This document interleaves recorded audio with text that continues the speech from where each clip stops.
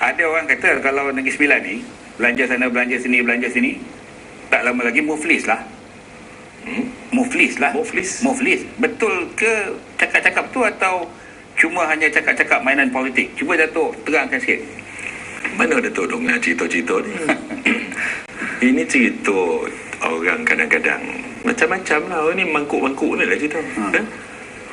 Manalah Negeri Sembilan nak muflis pula. Dia tak tengok ke kita punya kedudukan kewangan, aliran tunai kita punya cash flow kita.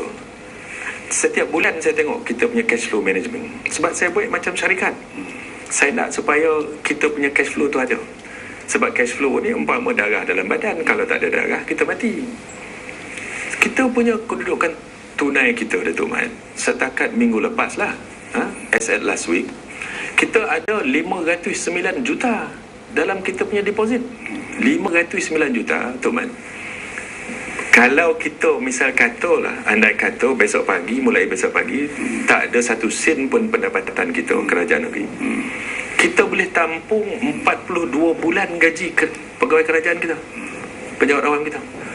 Inilah selalu dia cakap ni. Dalam masjid dia cakapnya kerajaan nak muflis, mana-mana dia cakap kerajaan nak muflis, mana-mana dia mengayau ke Negeri Sembilan, mana dia dapat pun saya tak tahu. Tah mana dia ambil tah mana berita dia dapat, dia kata kerajaan Negeri Sembilan nak muflis. Tak betul, tak ada. Kita banyak ada simpanan kita 509 juta. Janganlah tuan-tuan takut. Janganlah dengar cerita-cerita hantu gayo pagi petang saya malam ni. Jadi kalau 509 juta yang ada tu, apa caranya yang Datuk kena lakukan untuk bagi tahu pada rakyat lah, kalau dalam musim mengundi ni nak bagi tahu kepada pengundi lah yang sebenarnya duit tu memang ada. Apa cara yang Datuk turun ke bawah tu untuk menjelaskan kepada Dewan supaya cakap-cakap itu tak termakan? Itu yang selalu saya pergi, Tok Mat, mana-mana saya pergi. Saya sekarang ni tengah sibuk bagi BRIM kan, bagi voucher Bantuan Rakyat Satu Malaysia. Saya cakap, jangan dong cakap tak betul ni. Orang ni cakap tak betul, saya kata kan. Sebab mana pula dapat berita katakan Negeri Sembilan nak muflis. Keduduk kewangan kita mantap. Kita boleh, tak ada masalah. Kita punya tiap-tiap tahun, 4 tahun dah berturut-turut, Tok Mat, saya bentangkan belanjawan berimbang. Tetapi tiap-tiap tahun kita dapat surplus. Surplus bukan makna kita tak belanja duit. Kita belanja. Kita setiap sen yang kita bajetkan tu semua habis kita belanja. Tapi kita dapat daripada pendapatan luar jangka, extraordinary income. Macam kita buka tanah pendestrian di Senayan, di MSTEC, Coca-Cola datang, situ datang, ini datang, ini banyak syarikat-syarikat datang. Dia datang dan dia beli tanah, dia bayar premium. Dia buka kilang, dia bayar juga semua premium untuk kilang. Duit-duit ni lah yang kita dapat kumpulkan. Bukannya kita naikkan cukai tanah. Sejak saya jadi Menteri Besar, sekali pun kita tak pernah naikkan cukai tanah. Tapi setiap tahun pendapatan kita dapat pendapatan berlebih. Dan duit inilah yang kita gunakan macam kita buat dasar pencahayaan sekarang. Hasil daripada sesi mendonga kita buat, orang kampung dan orang luar bandar kita tu jalan golap. Kadang-kadang telangga itu, telangga ini, kadang-kadang jatuh sebab jalan tak nampak. Kita buat sekarang 16 juta kita gunakan duit kerajaan untuk memasang lampu-lampu. Mana yang ada tiang kita pasang lampu, mana tak ada tiang kita ansur-ansur untuk lampukan di seluruh jalan-jalan, jalan kampung, jalan luar bandar, jalan taman, jalan belakang taman, semua boleh kongsi persiapan UMNO dan Barisan Nasional di Negeri Sembilan untuk berhadapan dengan pilihan raya ni. Ya, betul. Kita sekarang ni kita menghadapi pilihan raya tak lama lagi. Habis lama pun 2 bulan lagi rasanya lah. Persiapan, dari segi persiapan insyaAllah. Dan saya tak pernah jumpa lah bahawa kita bersiap sedia seperti apa yang kita buat kali ni. Saya juga dah banyak kali lah jadi gurka dulu. Lepas tu ketua bahagian, menyiapkan bahagian. Sekarang ni jadi ketua perhubungan. Saya rasa di bawah Datuk Najib ni, kita punya Perdana Menteri ni, semua dia nak tengok. Dan semua persiapan begitu rapi dibuat. Jentera-jentera siap, semua siap. Dah lama siap dah. Dah setahun dah, lotih pula nunggu dah. InsyaAllah. dari segi jentera. Dan sekarang ni Datuk Najib, Perdana Menteri kita memanggil semua bahagian-bahagian. Beliau sendiri nak tahu, beliau sendiri nak pastikan sama ada dah bersiap ke belum, dah sedia ke belum, kerana beliau nak kepastian.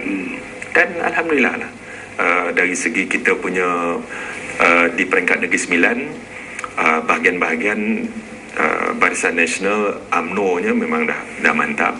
Ada jugalah satu dua perkara lagi yang perlu kita perbetulkan, terutamanya tentang pengundi luar dan yang lain-lain kan. Sebab ramai pengundi luar ni, terutamanya anak-anak muda. Pengundi muda ni dia dikategorikan kerana dia tak duduk di kampung, dia tak duduk di situ, dia duduk kadang-kadang bekerja di Kuala Lumpur, tapi dia berdaftar di kampung. Jadi ini yang Datuk maksudkan pengundi luar. Ya, pengundi luar ni. Dia bermastautin di tempat lain tapi mengundi di Negeri Sembilan lah. Dia mendaftar diri dia sebagai pengundi. Masalahnya katakan kalau dia rantau dun saya. Dun saya hampir 40% pengundi luar. Hampir 40%. Kerana ramai dia dulu, dia dah cukup umur, dia mengundi, dia mendaftar di kampung, tapi sekarang dia dah bekerja di Kuala Lumpur, bekerja di kawasan lain. Tapi bila musim mengundi, dia baliklah. Jadi ini yang perlu kita hubungi. Mereka-mereka ni kita perlu hubungi dan kita perlu pastikan bahawa pengundi luar dan juga pengundi muda. Dia pengundi luar ni dia bersamaan pengundi muda. Dia mestilah sama dengan kita, kalau tidak susah kita. Jadi dalam mereka yang baru mengundi buat pertama kalinya tahun ni, itu macam mana dia punya pendekatan tu? Lain daripada yang biasa dia buat ke atau macam mana? Dia ni pengundi muda ni Tok Man kan. Dia tak pernah mengundi. Dan dia ni kan dia dah zaman dia bukan zaman macam kita lagi. Zaman kita ni cencang lapang boleh pun kita tetap juga itu kan. Dia tak ada brand loyalty. Dia apa yang dia fikir, what is value for money. Apa yang dia dapat ke depan dia, nampak ke depan dia, itulah dia. Dia ikut macam gumpai lah. Kalau ditolak dia harus pergi ke kiri lah dia. Kalau harus kuat ke kanan dia. Tapi kalau kita lihat dari segi opportunity, anda bagus kan, sebab kita kalau kita berusaha, dia akan datang pada kita. Susah kalau orang dah jadi hardcore, kita nak pusingkan ke kita, susah. Jadi usaha-usaha untuk kita memenangi hati orang muda, usaha untuk kita bersama-sama dengan dia dan memahami mereka ni penting. Kerana orang muda ni dia tak suka dia suruh arah, dia tak buat apa dia suka. Itu sebabnya saya di Negeri Sembilan, salah satu cara kita buat, dulu kita masalah mak rimpit. Ujung minggu kalau malam kan mak rimpit lah, dekat Ampangan, dekat Rantau, dekat Seremban, dekat Kepilah, beribu. Kita suruh dia kan, dia marah, dia tak, polis tak boleh lah kan. Ompang kat sana kan, dia pergi sana. Dia ompang kat sini, dia pergi sana. Siapa yang kita buat tu Mat, di Negeri Sembilan, kita buat padang futsal banyak-banyak. Beratus-ratus padang futsal kita buat. Sekarang ni di Negeri Sembilan kita masalah mak rimpit dah hampir tiada. Sebab dia sekarang semua main futsal. Sampai pukul 3 pagi dia main futsal. Jadi dia dulu tak ada buat apa-apa. Dia duduk, dia berengger ke tepi-tepi simpang 3. Doket-doket tempat apa kan. Nampak dia mak rimpit lalu kan. Mak rimpit ni kan, dia bila orang tengok kan, dia mulalah kaki naik kereta. Datuk, saya teringat satu cerita yang diceritakan pada saya oleh seorang kawan tentang kekotoran. Kadang-kadang kekotoran di Seremban, kadang-kadang di Port Dickson. Walaupun ada syarikat yang dah ditugaskan untuk membersihkan kawasan kan. Betul ke apa yang saya dengar mengatakan kalau syarikat itu tak membersihkan kawasan seperti yang termaktub dalam kontrak, Datuk sendiri akan arah untuk bersihkan? Maknanya Dewan Bandaran akan ambil alih tugas tu dan dicaskan kepada syarikat tu. Anda tu punya intelijen. Mana untuk dong kan? Kawan-kawan. Betul. Sebab apa tu kan? Kita dah bagi, dah diswastakan. Dia dah swastakan, dia patut buat kerja apa yang termaktub dalam scope of work dia. Tapi kadang-kadang orang komplain kan, sampah tak berangkit, sampah tak berangkut 3 hari 4 hari. Tapi kita bayar setiap bulan, setiap apa kita bayar. MPS, MPN dan juga majlis-majlis lain bayar. Sekiranya tak ada sebab mengapa dia tak boleh buat. Jadi apa yang kita buat di sini Datuk kan, kita katakan kita sekarang ni kita ada orang tekan merayau tengok mana lumutkan sampah, misalnya dekat Pasar Seremban tak berangkat, kita bagi 3 jam. Kita telefon, dia tak ambil dalam masa 3 jam, kita akan suruh budak-budak kelas F angkut, dan kita bayar budak kelas F ni dan kita billkan dia. Kita buat debit note. Hujung tahun, katakan banyak 500,000 ke 300,000, kita tolak pada situ. Barulah dia bekerja nak bekerja. Kalau tidak dulu, dia baik relax je. Kita buat macam tu.